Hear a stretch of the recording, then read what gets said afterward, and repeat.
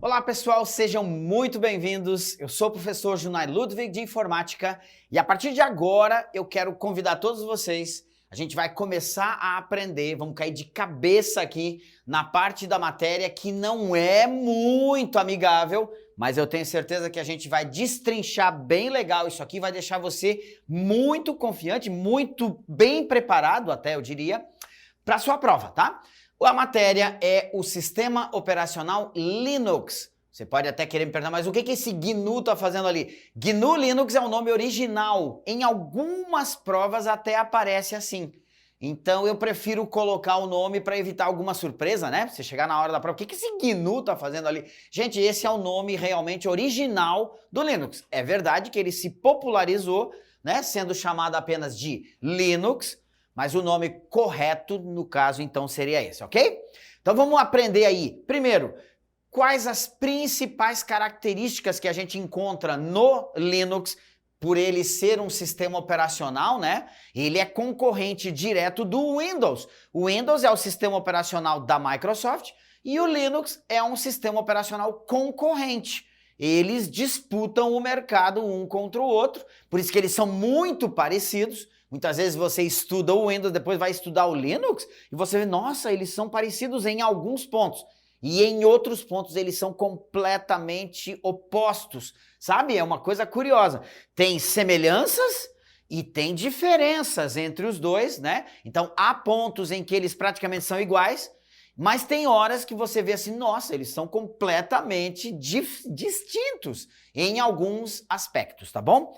Todas essas coisas costumam ser questionadas em concurso, é por isso que eu vou te mostrar. Então vamos, sem perder tempo, algumas das principais características do Linux e eu vou aproveitar também a oportunidade e passar para vocês algumas, como é que eu vou dizer, gente? Algumas informações, né? Alguns conceitos sobre software livre. Dá uma olhada aí se você, na tua memória, você sabe o que é um software livre?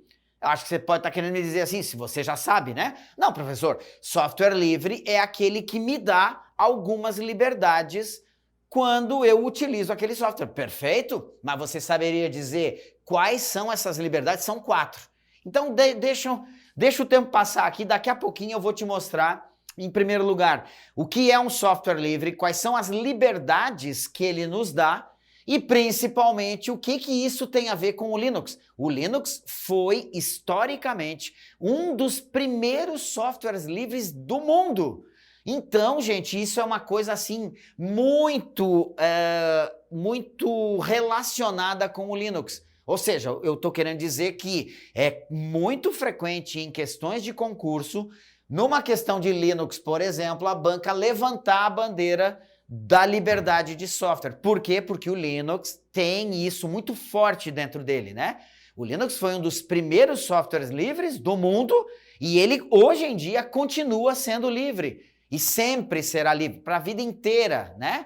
Então isso força a gente a conhecer. Nós precisamos chegar no dia do concurso na ponta da língua. O que é um software livre? Quais são as 4 liberdades, né? Então associar isso ao Linux em si, tá bom? Eu vou te mostrar daqui a pouquinho.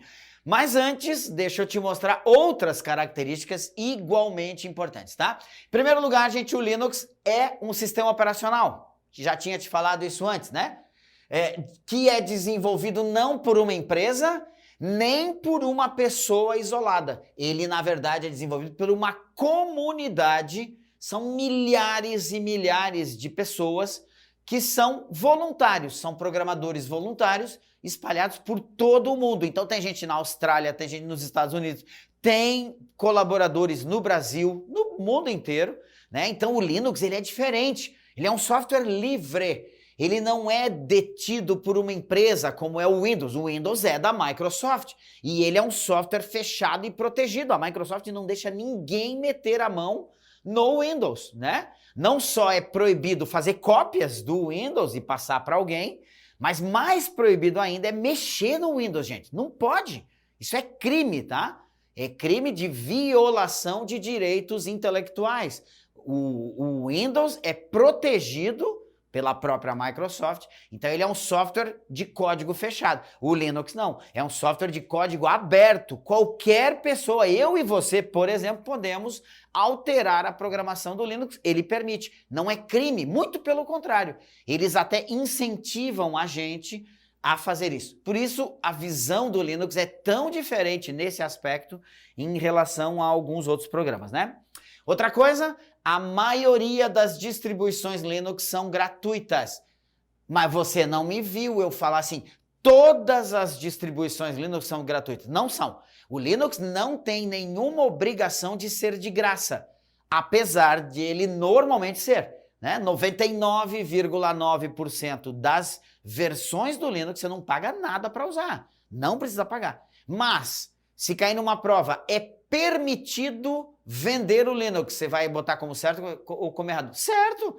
Não tem nada de errado se eu quiser vender uma distribuição Linux que eu mesmo alterei, já que ele é um software livre, eu tenho a liberdade de modificá-lo. E se eu quiser, depois de modificá-lo, eu posso vender.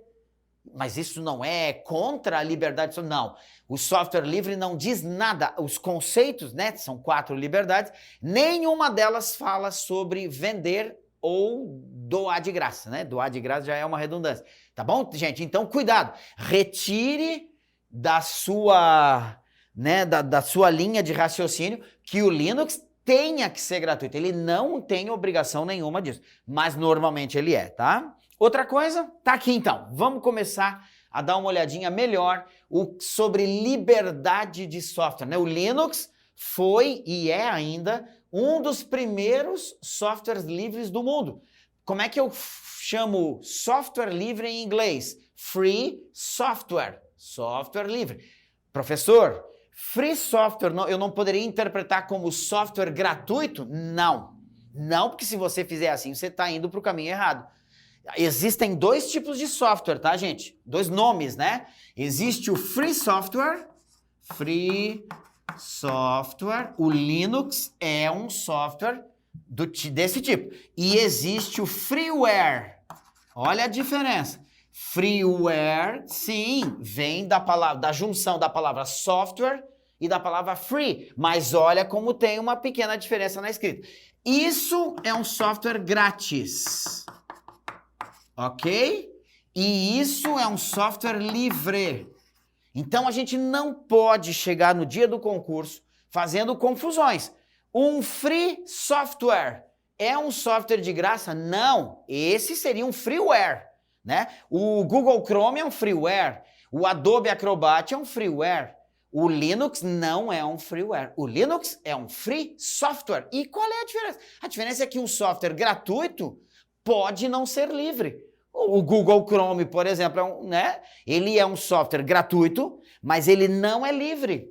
Não é, você não pode reprogramar o Google Chrome. A Google vai te processar. É proibido mexer na programação do Google Chrome. Então, apesar dele ser de graça, freeware, ele não é livre. Free software, tá bom, gente? Vamos saber distinguir as coisas, tá?